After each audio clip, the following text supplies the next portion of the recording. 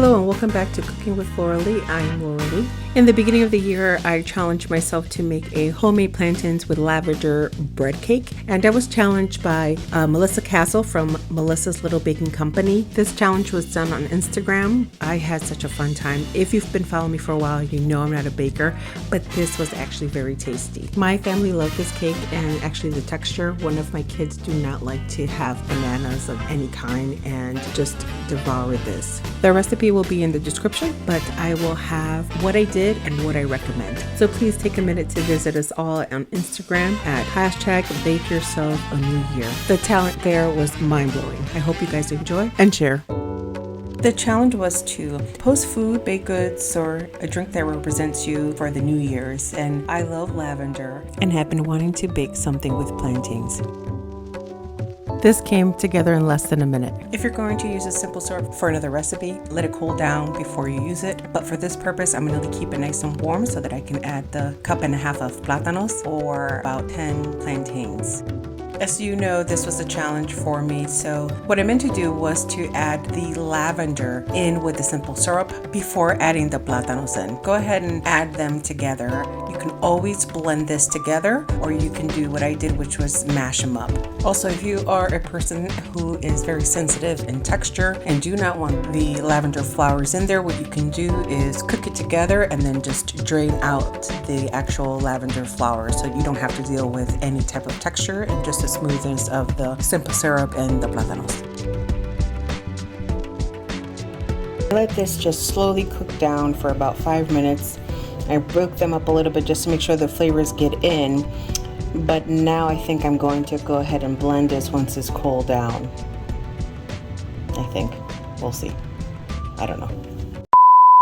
When I was filming this, I thought I had my butter, but I didn't. So instead, what I did was just use 1/4 cup of canola oil to make sure that the cake bread wouldn't be too dry. My recommendation forward is to use a cup of canola oil, or if not, if you have your 2 sticks of butter, go ahead and do that. I'm not sure how it's going to come out. My family loved the texture, but I think I would prefer more of a sponge texture than a dense texture. If you stay within the range of 1/4 to 1 cup of canola oil, or stick to the 1 to 2 sticks of butter, you should be pretty safe because usually 2 sticks of butter is what most people use for a cake batter recipe.